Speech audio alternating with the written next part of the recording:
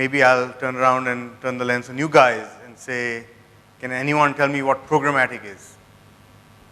I went through this exercise a year ago because I didn't know what programmatic was. Yeah. Automated buying of ads. Brilliant. That's precisely right. There's a couple of other ways to look at how programmatic has been looked at. Programmatic buying is the gluten of advertising, someone said. That's not me. Like gluten, programmatic has become a buzzword that many people use, but few really understand. And lastly, they just know it's important. And that's not me talking, that's Jimmy Kimmel, TV host and a comedian, who said that, and it's very apt because it's become a buzzword, and as the case with most buzzwords, people really know the real depth or the meaning of exactly what that buzzword does in its truest sense. And so, as the gentleman just said, it is automated buying of large-scale sort of buying of media through machine-based systems. And obviously involves data and algorithms, etc. And the end goal is to get to the marketer's end goal, which is to get transactions eventually and get brand awareness, as the case may be. I think it's important at this point to sort of make a distinction between programmatic and RTB. Are they the same things? No. Okay, one voice saying no, exactly. Do you know why? Yeah. So, okay. Why is it different? RTB is just a component within the programmatic buying. So until now, you know, this term RTB and programmatic is typically used very loosely and interchangeably. And I think it's a common misnomer. And the critical importance is RTB is sort of doing programmatic within an auction-based setup. Typically involves a demand-side platform, an ad exchange, and a supply-side platform. You know, RTB, as you said, is a subset, therefore, of programmatic. Importantly, programmatic can serve marketers who are also operating in a non-bidding environment. And typically that is done through sort of private marketplaces. And most importantly, you know, programmatic surpasses the limitations of RTB. And so with sort of that as the base, I want to also throw some slides around and show you some data. Sorry, Ruksh. Before we go further, can I just take a small analogy and just Sure. explain a quick difference Sure. between the RTB and programmatic? Sure. So just to explain this quickly, let's understand a stock market. This is just like a stock market. Instead of trading stocks, here you trade impressions. Just like a stock exchange, you have a real-time bidding exchange where there's on one side you have the suppliers, the people who supply the inventory or the apps as we call it. These inventory could be mobile apps, mobile websites, or any place where an ad could be displayed. And on the other side, we have advertisers, which is connected to the exchange through a medium called DSP, also known as the demand side platform. So there are three people in the entire ecosystem: the exchange, the suppliers, and the demand aggregators. And you send a request, and they send a request, and this request is matched somewhere in between at an exchange. So it's at your price, the price at which you want to buy the inventory, you put it in a programmatic fashion, which is automated. It's just like inserting your order. You want to buy a certain inventory at certain floor price, and if it gets matched with another supplier in the exchange, you get the conversion. Yeah. And so, just a segue from that, if you look at this chart, the programmatic spends globally were at $17 billion this year. And that's expected to grow rapidly, about 33 billion in another 3 years. And this is global data, and I think the key takeaway here is that, you know, the US is the most advanced market in terms of programmatic buying, and the rest of us have to do a lot of catching up. And now if I were to sort of give you a view of what India looks like on that market, this is the total Indian digital market, and I've segmented this with mobile, programmatic, and other forms and formats of digital. And you will find that there's an estimation I put in there. Programmatic is expected to grow very rapidly in India, and it's growing off a very, very small base. That little sliver of red is very small right now. So approximately from about 15 crores through to 100 crores is the number expected at the end of this year. And so I think the bulk of this discussion that we'll focus on is to try to understand exactly what's been happening and what's been keeping programmatic from really taking off in India. Note that this chart is sort of in the millions instead of being in the billions as it was the chart earlier. And so on that note, let me sort of begin with Kumar here. Kumar, you sort of represent Pocketmath, which is focused on programmatic and focused on mobile, which sort of hits the sweet spot. What are the typical challenges you see from your customers and trying to get them to start using your products? I think the challenge is pretty much the same that the entire domain mobile as a whole is facing, and someone pointed it out in the morning session as well. It's more about evangelizing, it's more about education. The infrastructure is all there, the technology exists, it's just how open we as brand marketers are to it, to go ahead, adopt it, and embrace the failures as learning points and then move ahead with this. So it's not something which is going to just come up on its own, So we need to understand that this is something that could be a potential opportunity for a new innovation. For example, just to say, there are so many creatives that exist in the market which could be deployed with mobile, which do not really exist with desktop as a medium.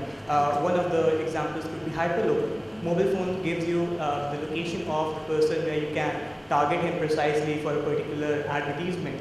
And these kind of things are not yet deployed to their full potential. So I think it's more about getting into understanding on what are the features that are available with mobile as a platform, and are we really using this to the full of their potential or not?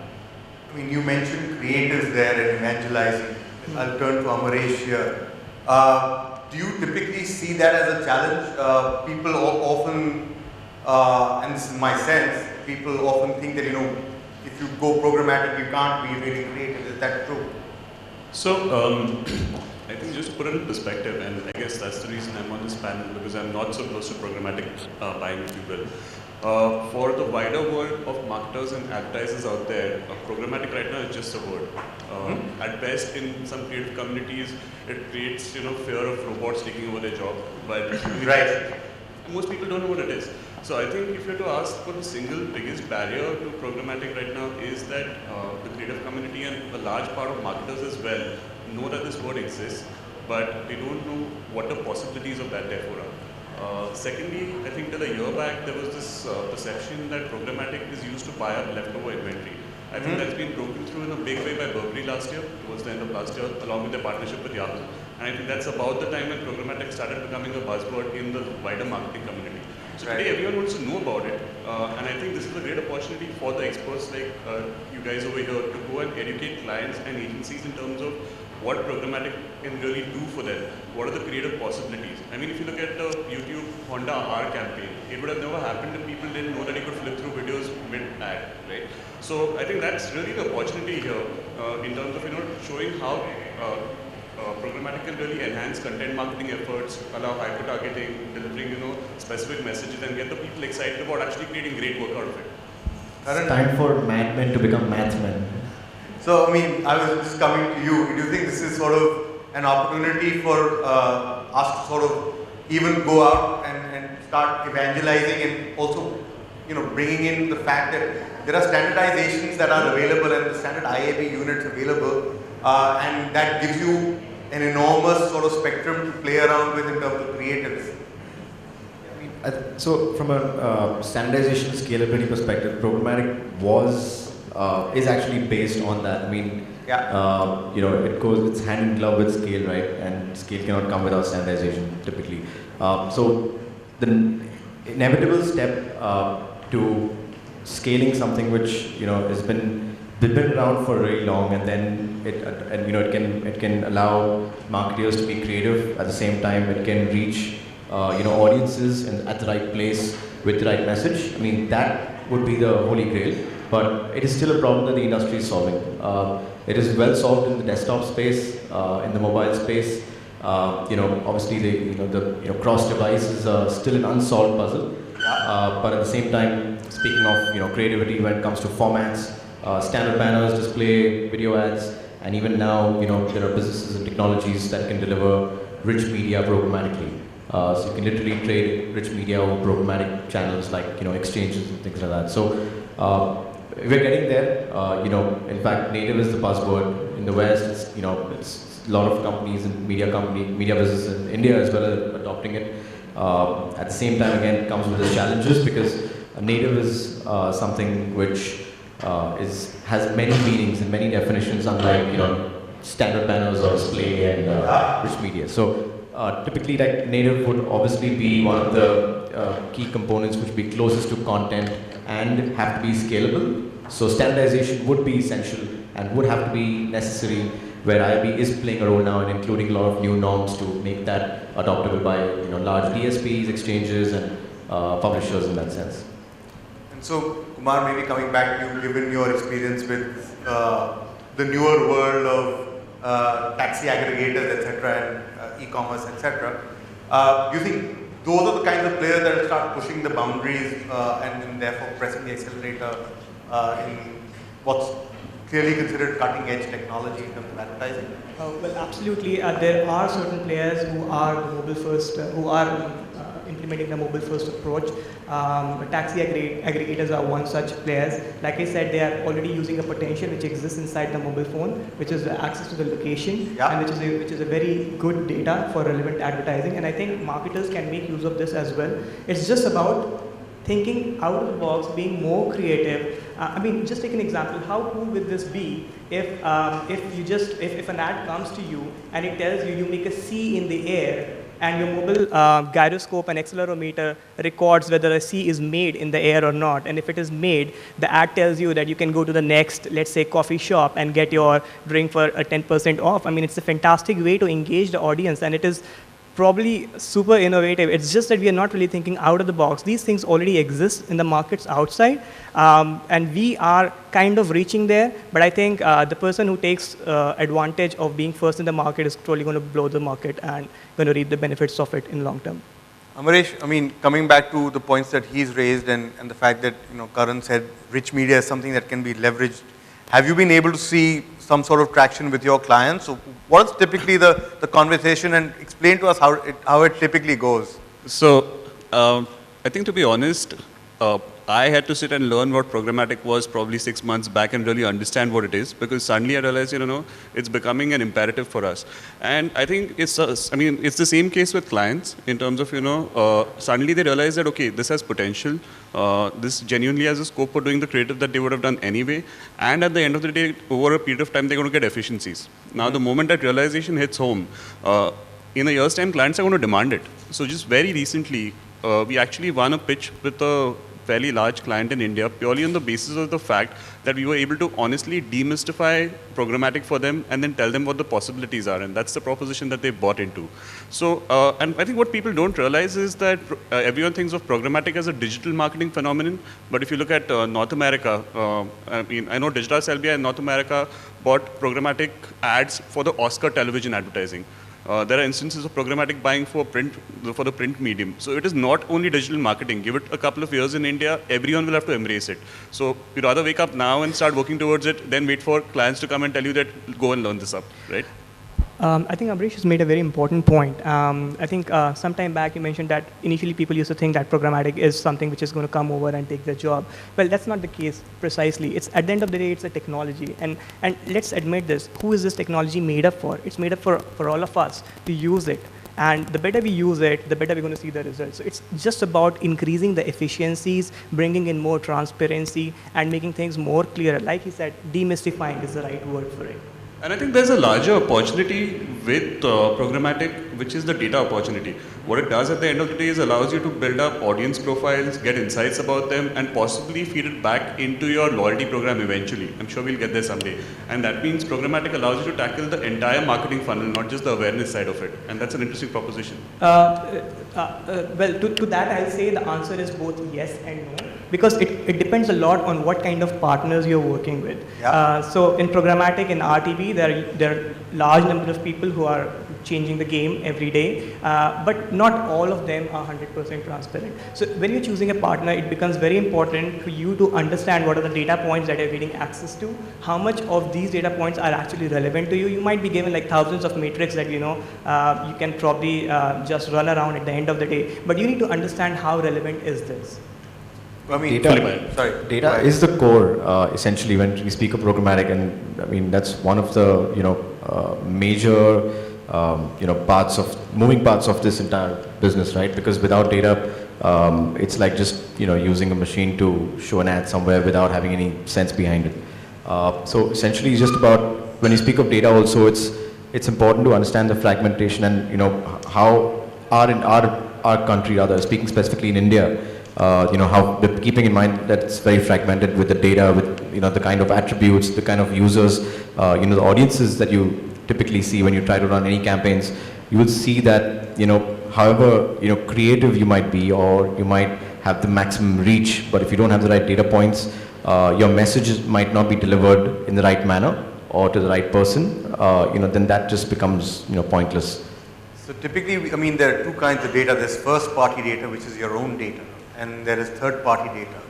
And maybe I'll sort of turn to any of you who's willing to field this.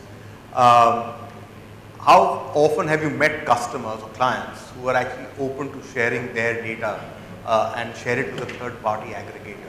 I think that has been sort of one of the biggest challenges for India and for data management platforms in India, that there is not enough third-party data out there, and therefore that makes it sort of difficult to scale programmatic. I mean, I think you guys have launched a new product actually a while back. I think you should give your perspective first. Yeah, so I mean, we have a product called RevX, which is a remarketing product, and I think until now we have essentially worked with first-party data because it's literally by dropping cookies and by using first-party device IDs, which we've signed extensive NDAs with each of our clients to ensure, and then they are completely sure that we will not use their data for anyone else. And sort of that sort of is at least our experience in terms of leveraging data. When we have plugged in third-party data platforms, it's not been as effective as we would have liked because there's no real data behind those third-party data platforms, and these are some of the biggest names in the industry.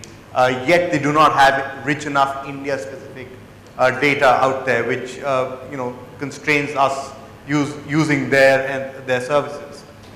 So just to add to what you just said, I think programmatic is going to play a big role over here because what we do on the programmatic front is dealing with tons and tons of data on a daily basis. Mm-hmm. We have got huge data points. It's again, it depends on what our core business is at that point in time.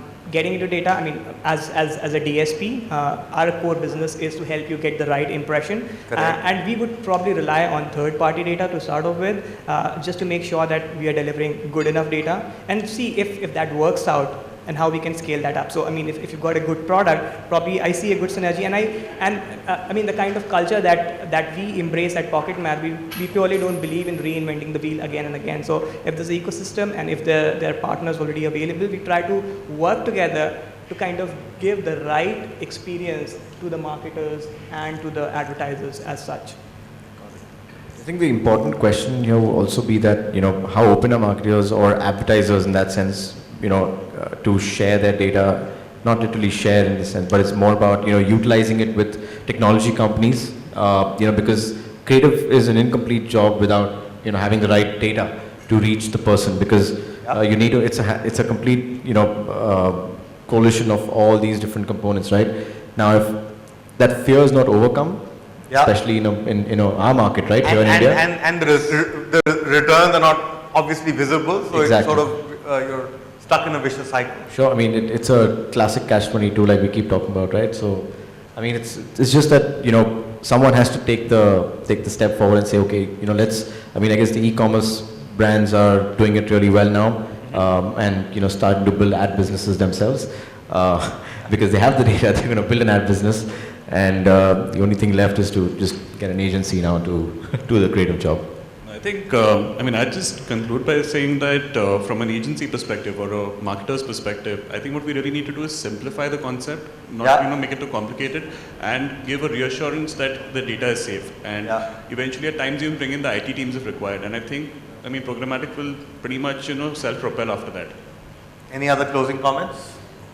Well, from my side, I would just say that we are pretty much used to looking for the trends and the patterns and then following those trends and patterns in the Indian market. I think it's high time we should start creating the trends and the patterns.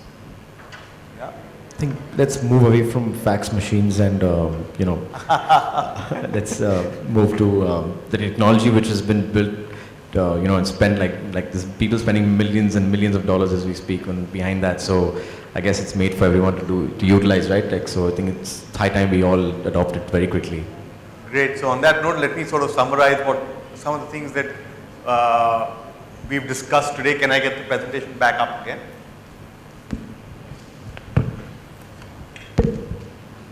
So essentially, 4 bullet points that I'd like people to take away. One, programmatic does not constrain creativity. I think that's one key takeaway. I think the next one is that, it enables the usage of a multitude of formats across a multitude of mediums, be it video or the written word or picture. And it gives you an enormous amounts of flexibility in terms of targeting across operating systems, across devices, across geos. And lastly, and most importantly, I think it's the job of all of us collectively to sort of go out and demystify it for the average marketer. And I think that's one of my key takeaways from this discussion. Thank you, gentlemen.